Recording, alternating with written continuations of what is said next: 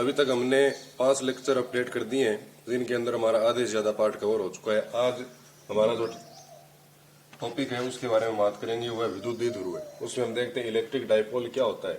कि आपने देख लिया कि कोई भी अगर चार्ज क्यू है वो स्थिर आवेश के अंदर रखा हुआ है, तो उसके कारण एक क्षेत्र उत्पन्न होता है जिसको आप विद्युत क्षेत्र बोलते हो।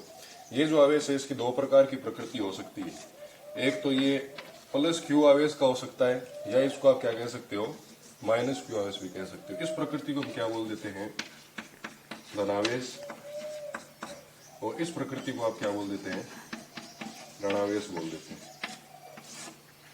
अब देखिए, आज का हमारा जो टॉपिक है विद्युत द्विध्रुव इलेक्ट्रिक डाइपोल, वो इन दोनों की प्रकृति से संबंधित है। अब क्या हो कि यदि माइनस क्यू आवेश मतलब ऋणावेश और आपका धनावेश एक दूसरे से अति अल्प दूरी, जिसको मैं क्या बोल रहा हूं, 2a दूरी के ऊपर रखे हो, तो ये दो पूरी की पूरी संरचना बनेगी। इसको हम क्या बोल देते हैं, विद्युत द्विध्रुव बोल देते हैं। तो देखिए, इसके अंदर मैं इसकी परिभाषा लिख देता हूं। परिभाषा, जब मान में समान, देखिए मान में समान कैसे कि ये भी क्यू ये भी क्यू, तो मान तो इनका समान। जब मान में समान, जब मान में समान तथा प्रकृति में विपरीत, प्रकृति में विपरीत दो आवेश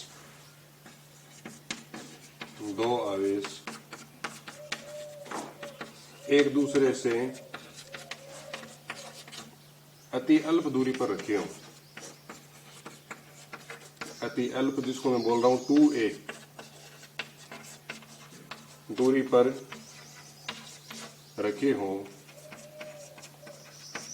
तो यह व्यवस्था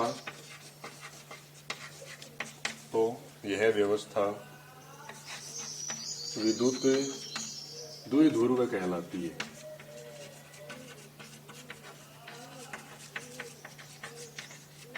विद्युत द्विध्रुव कहलाती है। अब एक बार वापस समझ लीजिए परिभाषा को, कि जब मान में समान, मतलब ये भी क्यू और ये भी क्यू दोनों मान के अंदर समान है, तथा प्रकृति में विपरीत, मतलब इनका नेचर कैसा होना चाहिए, विपरीत होना चाहिए। अगर एक माइनस है तो दूसरा कैसा हो, प्लस हो। विपरीत, प्रकृति में विपरीत आवेश, दोनों आवेश हैं, एक दूसरे से अति अल्प दूरी 2a के ऊपर रखे हो। जो 2a है वो बहुत अति अल्प है, अति अल्प है, ठीक है ना, दूरी पर रखे हो, तो ये जो व्यवस्था बनती है, सिस्टम बनता है, इसको आप क्या बोलते हैं, विद्युत द्विध्रुव बोल देते हैं। अब इसका अगर मैं आपको एग्जांपल बताना चाहूं तो देखिएगा, एग्जांपल इसका हो जाएगा,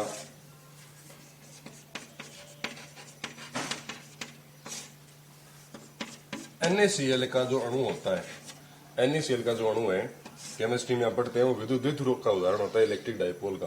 क्योंकि इसके अंदर एक जो पार्ट है वो तो होता है पॉजिटिव, Na तो हो गया पॉजिटिव, और दूसरा इसके अंदर क्या हो गया, Cl हो गया नेगेटिव। अब आप ये पूछेंगे सर आपने बताया था कि जब मान में समान, तो देखिए इनका जो चार्ज है, इनके ऊपर जो चार्ज है वो प्लस का 1 है, और Cl के ऊपर जो चार्ज है वो कितना है, माइनस का 1 है। तो हमारी यहाँ पर परिभाषा सेटिस्फाइड होती है कि जब मान में समान, मतलब इनके मान तो देखिए इसका भी 1 है और इसका भी कितना है, चार्ज 1 है। प्रकृति में विपरीत हो, मतलब इसकी प्रकृति तो पॉजिटिव है, इसकी प्रकृति कैसी है, नेगेटिव है। एक दूसरे के अति निकट रखें, अति निकट रखेंगे तभी तो ये आपका जो कंपाउंड है वो बनेगा। तो ये किसका एग्जांपल हो जाता है, विद्युत द्विध्रुव का हो जाता है। एक दूसरा एग्जांपल और दे देता हूं मैं आपको, जैसे आप एक केमिकल यौगिक ये भी जानते हैं, HCl है, इसके अंदर भी देखिए H पॉजिटिव होता है और Cl क्या होता है, नेगेटिव होता है। तो इसके अंदर जो आवेश है वो कितना हो गया आपका, +1, और Cl के अंदर आवेश कितना है, -1।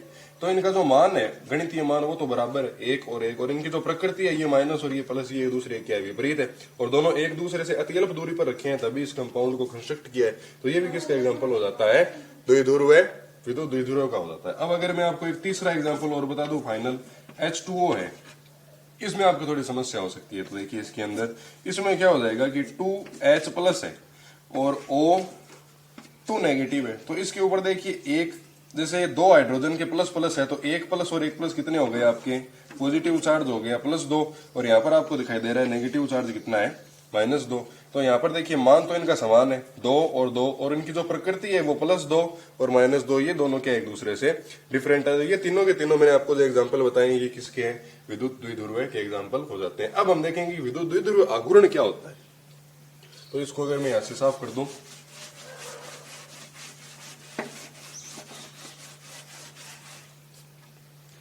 यहाँ पर हम देख लेते हैं विद्युत द्विध्रुव आघूर्ण।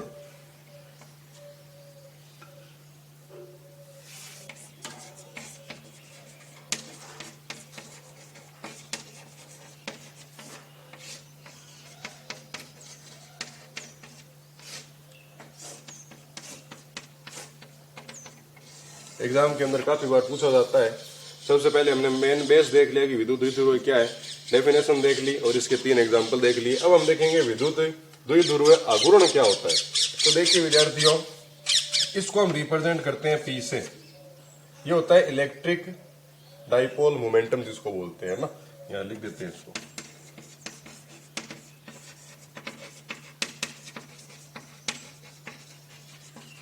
इलेक्ट्रिक मोमेंटम डाइपोल भी इसको बोला जाता है। इसको हम रिप्रेजेंट करते हैं किससे, P से। तो इसका जो फॉर्मूला है वो आप देख लीजिए कि P बराबर होता है आपका Q × 2A। मैंने आपको पहले ही बताया था कि अगर आपको परिभाषा एकदम प्रॉपर रूप से याद करनी है फिजिक्स में, तो आपको ये फॉर्मूलों का जो फंडामेंटल है वो क्लियर होना चाहिए। तो आप ये फॉर्मूला याद रख लीजिए कि जो P होता है वो बराबर होता है किसके, Q × 2A के। अब देखिए इसके अंदर ये जो P है ये किसको रिप्रेजेंट कर रहा है, विद्युत द्विध्रुव आघूर्ण को रिप्रेजेंट कर रहे हैं। और ये जो Q मॉड है ये किसको बता रहा है, आवेश के परिमाण को बता रहा है। मतलब इसके अंदर परिमाण का मतलब क्या होगा, आपने क्लास 11th के अंदर भी पढ़ा है मैथमेटिक्स में कि इसके अंदर अगर कोई भी क्वांटिटीज आती है वो नेगेटिव हो चाहे पॉजिटिव हो, पॉजिटिव होगी तो वो पॉजिटिव निकल के बाहर आएगी। यदि इसके अंदर नेगेटिव क्वांटिटी भी हम इंटर कराते हैं तो वो भी पॉजिटिव होकर निकलती है। अब इसके बाद में जो 2A दूरी है ये क्या है, -Q और +Q के बीच की दूरी है। तो इसमें हम क्या लिख देंगे, दूरी। अब देखिए आपकी परिभाषा क्या बन गई, परिभाषा देखिए आपके पास 3 शब्द है, ये बराबर का सिंबल है। जैसे हमने पहले परिभाषा बताई थी विद्युत क्षेत्र की तीव्रता की, उसी प्रकार इसकी परिभाषा बनाएंगे कि हम जानते हैं कि कोई भी जो विद्युत द्विध्रुव होगा वो 2 आवेशों से मिलकर बना होगा। इन दोनों आवेशों के परिमाण तथा उन दोनों के बीच की दूरी का गुणनफल, बीच के अंदर गुणा ही तो हो रहा है, डॉट मल्टीप्लिकेशन है। तो इन दोनों का जो गुणा है वो बराबर किसके होता है, P के। और P हमारा क्या कहलाता है, विद्युत द्विध्रुव आघूर्ण कहलाता है। देखिए विद्युत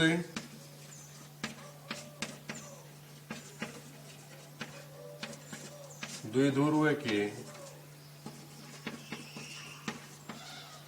आवेश Q के परिमाण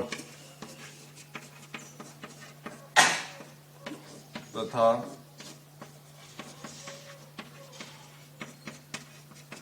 आवेशों के बीच की दूरी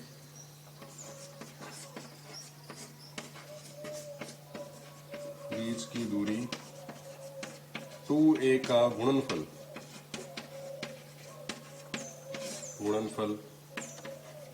विद्युत द्विध्रुव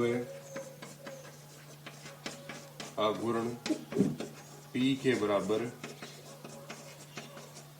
होता है। डेफिनेशन एक बार वापस देख लीजिए। ये जो P है ये किसको बता रहा है, विद्युत द्विध्रुव आघूर्ण को बताता है। Q किसको बताता है कि Q है आवेश। आवेश कहां से है कि जिस 2 आवेशों से हमारा विद्युत द्विध्रुव इलेक्ट्रिक डाइपोल बना है उन आवेशों का परिमाण ले लीजिए। या तो आप ये आवेश लीजिए, ये लोगे तब हमारी क्वांटिटी पॉजिटिव है, पहले से ही मोड लगाओ कोई फर्क नहीं पड़ेगा। परंतु यदि हम इस आवेश को लेंगे तो ये जो क्या होगा, हमारी वैल्यू इसके अंदर माइनस में जाएगी। तो इस ये मॉड्यूलस इसको क्या कर देगा, पॉजिटिव कर देगा। 2A क्या है, इन दोनों के बीच की डिस्टेंस है। तो इसको हम क्या कर देंगे, इसे मल्टीप्लाई कर देंगे तो हमारा क्या बन जाएगा, P। और P को हम क्या बोलते हैं, विद्युत द्विध्रुव आघूर्ण बोलते हैं। अब इसका जो मात्रक है वो भी आपको बता दूं।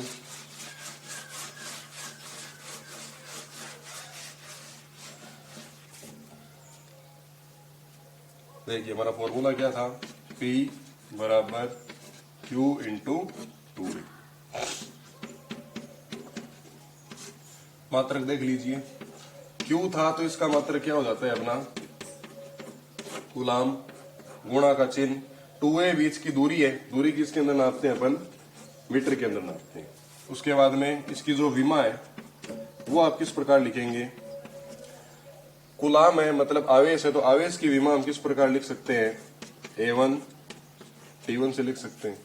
उसके बाद में मीटर है, तो मीटर के अंदर द्रव्यमान होता नहीं, लंबाई 1 और T हो गया 0, इन दोनों को कंबाइन कर देंगे तो देखिए क्या बन जाएगा, M0 L1 T1 A1। ये किसकी डायमेंशन बन जाती है, हमारी विद्युत द्विध्रुव आघूर्ण, जिसको आप किससे रिप्रेजेंट करते हैं, P से रिप्रेजेंट कर देते हैं। एक और जो हमने कल एक डेरिवेशन देखा था जिसके अंदर हमने ये फॉर्मूला प्रूफ किया था, वो आपको बता दूं मैं, कल उसके अंदर बाकी रह गया था कि हमारे जो विद्युत क्षेत्र की तीव्रता थी E बराबर, उसका फॉर्मूला आया था हमारे पास 1/4πε0 Q/r²। तो इससे हम ये कंक्लूजन निकाल सकते हैं कि जो E है वो व्युत्क्रमानुपाती किसकी हो रही है, r² की हो रही है। कहने का मतलब है जैसे जैसे आप दूरी को बढ़ाते जाओगे, आवेश की जो तीव्रता है विद्युत क्षेत्र की वो क्या होती जाएगी, कम होती जाएगी। तो इन दोनों के अंदर एक ग्राफ है, वो अक्सर पूछा जाता है, देखिए कि यदि मैं इस डायरेक्शन के अंदर तो E ले लूं और यहाँ पर क्या ले लूं, r² ले लेते हैं, तो इन दोनों के बीच का जो ग्राफ है वो कैसा हो जाएगा, इस प्रकार से। और यदि मैं इसी ग्राफ को 1/r² के बीच में खींचूंगा तो ये कैसा आएगा, इस प्रकार से सीधा ग्राफ आएगा। तो ये दो ग्राफ थे जो मैंने आपको एक साथ कंबाइन करके बता दिए। यदि E और r² में ग्राफ पूछे इस फॉर्मूले से तो आप ग्राफ क्या बनाएंगे, ये वाला बनाएंगे, और E और 1/r² के अंदर ग्राफ पूछेगा तो आप कौन सा बनाएंगे, ये वाला ग्राफ हमको बनाना है। अब इसके बाद में हम ये देख लेते हैं कि ध्रुवीय अणु क्या होते हैं और अध्रुवीय अणु क्या होते हैं। इसको मैं साफ कर रहा हूं।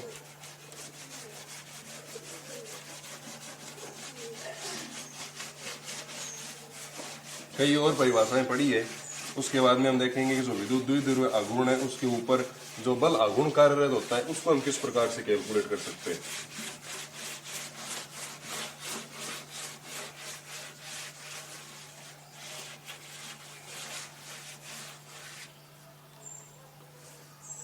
अब देखिए हमारा जो टॉपिक है वो है अध्रुवीय अणु।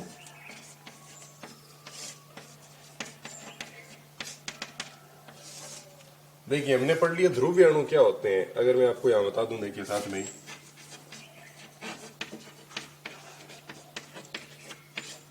ध्रुवीय अणु क्या होंगे कि जिनके अंदर ध्रुवणता पाई जाती है।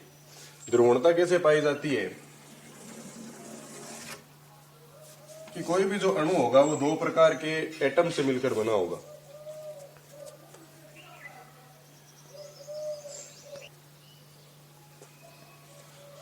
अब क्या हो कि यदि ध्रुवीय अणु की यदि हम बात करें तो इनके अंदर धनावेश के अंदर और ऋणावेश, ये पहले से क्या होते हैं, दूर दूर रहते हैं। किस प्रकार से, यदि आप इस एटम के स्ट्रक्चर को देखें कि जिसके अंदर यहाँ पर तो सारे के सारे क्या पड़े हैं, नेगेटिव चार्ज पड़े हैं, और इस डायरेक्शन के अंदर सारे के सारे क्या पड़े हैं, पॉजिटिव चार्ज पड़े। एक साइड में मतलब पोलैरिटी होनी चाहिए कि एक साइड में एक ही प्रकार के इलेक्ट्रॉनों या पॉजिटिव चार्ज का जमावड़ा होना चाहिए। यहाँ पर जितने भी नेगेटिव चार्ज है वो सारे के सारे, अगर मैं इसको एक्सिस मानूं तो इस एक्सिस के इस साइड के अंदर सारे के सारे कौन से चार्ज होंगे, नेगेटिव चार्ज होंगे। तो यहाँ पर क्या आ जाएगा, मेजर रूप से नेगेटिव चार्ज आ गया। और इस लाइन के इस साइड के अंदर जितने भी चार्ज है वो सारे के सारे कैसे होने चाहिए, पॉजिटिव। मतलब इनका एक खुद का एक डाइपोल बन जाता है। डाइपोल मतलब पोल क्रिएट हो गया, ये वाला नेगेटिव पोल, ये वाला पॉजिटिव पोल। तो इसको हम क्या बोल देंगे, ध्रुवीय अणु बोल देंगे, जिनके अंदर पहले से ही बिना इलेक्ट्रिक फील्ड के ही धनावेश और ऋणावेश के अंदर सेपरेशन पाया जाता है, दोनों अलग अलग होते हैं, उनको हम क्या बोलते हैं, ध्रुवीय अणु बोल देते हैं। अब परंतु क्या हो कि ये धनावेश और ऋणावेश के अंदर कई बार अलग अलग नहीं हो पाते। कहने का मतलब है कि जिस प्रकार ध्रुवीय अणु था इनका अपोजिट कर दीजिए कि इस प्रकार से पढ़े, ऐसे आर्बिटरी पढ़े हैं।